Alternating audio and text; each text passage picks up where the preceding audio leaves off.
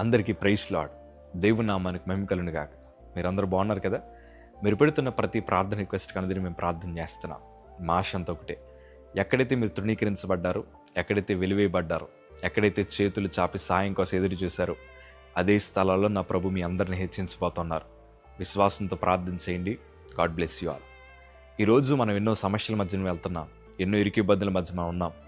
ఎన్నో కుటుంబ సమస్యలు, ఎన్నో ఆర్థిక సమస్యలు మన హృదయాన్ని ఎంతగానో పట్టి పీడిస్తూ ఉన్నాయి. ఏంటి ప్రభా నా బ్రతికలా అయిపోయింది అని కంగారు పడుతున్నావా?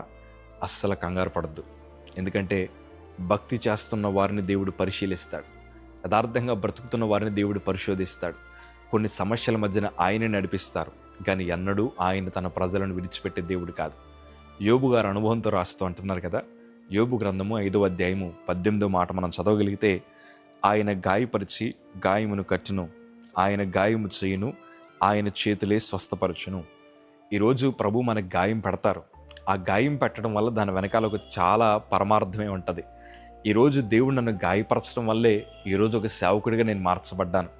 దేవుడు నన్ను కొట్టడం ద్వారానే ఈరోజు నేను ప్రభు యొక్క ఔన్నత్యాన్ని ప్రకటించగలుగుతున్నాను. ఈరోజు దేవుడు నన్ను శ్రమల మధ్య నడిపించారు కాబట్టే ఆయన ప్రేమ ఎంత ఉన్నతమైనదో, ఆయన కృప ఎంత గొప్పదో ప్రజలకు వివరించగలుగుతున్నాను. శోధన రాకపోతే నేను ప్రభు దగ్గరికి వచ్చేవాడిని కాదు. గాయం పెట్టకపోతే ఆయన ఎంత విలువైన వారో, ఆయన ఎంత ఉన్నతమైన వారో నేను తెలుసుకుని ఉండేవాడిని కాదేమో. ఆ గాయం పెట్టిన దేవుడే నా గాయాన్ని మానిపాడు. ఆ గాయం పెట్టిన దేవుడే నన్ను స్వస్థపరిచాడు. కొన్ని సమస్యల మధ్యన ప్రభు మనల్ని కావాలని నడిపిస్తారు. ఎందుకో తెలుసా? మన చుట్టూ ఉండే మనుషులు ఎలాంటి వారో నీకు తెలియాలని, మన చుట్టూ ఉండే ప్రజల్ని నిజంగా ప్రేమిస్తున్నారో లేదో తెలియాలని, నీ చుట్టూ ఎంతమంది నమ్మకస్తులు ఉన్నారో నీకు తెలియాలని ప్రభు కొన్నిసార్లు నిన్ను సమస్యల మధ్య నడిపిస్తారు. అంత మాత్రాన దేవుడు నిన్ను విడిచిపెట్టారని కాదయ్యా, దేవుడు నిన్ను రాబో దినాల్లో ఉన్నతంగా దీవించబోతున్నారు. తల్లి, నువ్వు సమస్యల మధ్యన వెళ్తున్నావు. ఎన్నో కుటుంబ సమస్యలు నీ హృదయాన్ని పట్టి పీడిస్తూ ఉన్నాయి. ఎన్నో మానసిక ఒత్తిళ్ళు నీకు కలుగుతున్నాయి. నువ్వు ప్రార్థనాపరుడివే, నువ్వు ప్రార్థనాపరురాలివే, దేవుని మీద ఆధారపడి బ్రతుకుతున్న వారే. అయినను సమస్యలు మీకు ఎందుకు వస్తున్నాయి అంటే, దేవుడు మీకు ఏదో నేర్పించాలని ప్రభు ఆశపడుతున్నారు. నేర్పించడమే కాదయ్యా, రాబో దినాల్లో మీ కుటుంబాల్ని ప్రభు ఘనపరచబోతున్నారు. ఆ కీడు వెనకాల ఉన్నతమైన ఆశీర్వాదాలు ఉన్నాయన్న సంగతి మీకు జ్ఞాపకం చేస్తున్నాను. ఎన్నడూ కంగారు పడద్దు.